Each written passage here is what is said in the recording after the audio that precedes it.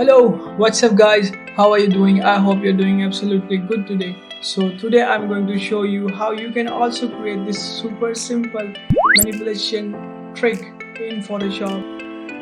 So here I'm in Photoshop and I'm going to work with this simple image here, and I have this simple image in the background, and I'm going to take a mask. I've already taken a mask here, and I'm going to just put it into the black, in the black color, so that I can remove the pixel from the background, from this guy.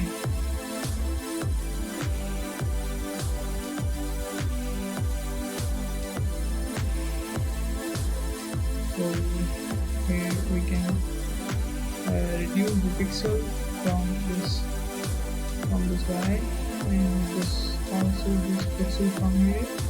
It's a little annoying here, so let us just remove the pixel and we can see the result. Just a second. So you can imagine right now the result of this image, of this manipulation. So let me just finish it for you.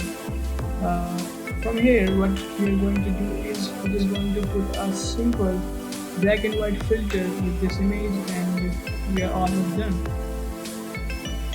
Look at this effect. I think it's looking super simple and nice and lovely here.